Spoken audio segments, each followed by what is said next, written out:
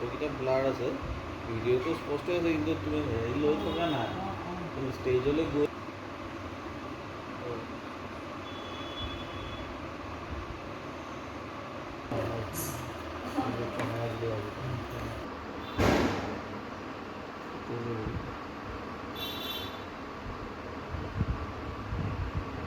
নমস্কাৰ, মোৰ নাম অনুৰাগ মহন্ত।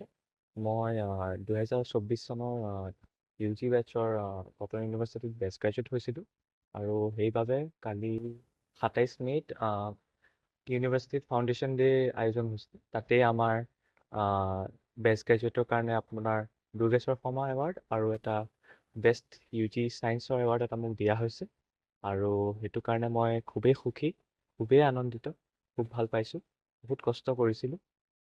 ভাল লাগিছে মোৰ এই এৱাৰ্ডটো পাই। আজি আমাৰ কাৰণে এটা বৰ আনন্দৰ দিন, কাৰণ আমাৰ সৰু ল'ৰা অনুৰণে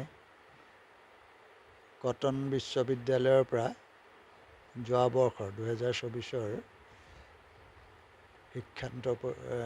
স্নাতক শিক্ষান্ত পৰীক্ষাত সি সফলতাৰে সৰ্বোচ্চ নম্বৰ লাভ কৰিছে। সি অকল তাৰ বিষয়টোতো সৰ্বোচ্চ নম্বৰ লাভ কৰিছে ছায়েন্সত, আৰু সেইটো বছৰৰ আৰ্ট, ছায়েন্স, কমাৰ্চ এই তিনিওটা বিষয়ৰ সকলো ছাত্ৰৰ ভিতৰতে সি সৰ্বোচ্চ নম্বৰ লাভ কৰি সি এটা পদক পাবলৈ সক্ষম হৈছে। তাৰ কাৰণে আমি বৰ সুখী। আমি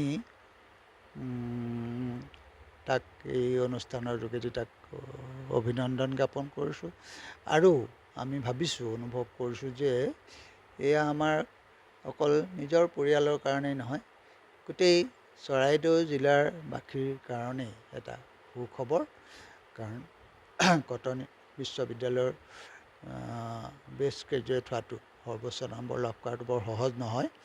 গতিকে এই সফলতাৰ কাৰণে আমি বৰ সুখী, আৰু এই সুযোগতে আমি কটন বিশ্ববিদ্যালয়ৰ সমূহ শিক্ষক শিক্ষয়িত্ৰী, বিশেষকৈ তাৰ যিটো বিষয় ক'ৰ ছাবজেক্ট, সেইটো হৈছে ষ্টেটিষ্টিক্স, সেই বিভাগৰ সকলো শিক্ষক শিক্ষয়িত্ৰীক খুব যত্ন লৈ পেলাই তাক পঢ়ুৱাইছিলে, আমি গম পাই থাকোঁ।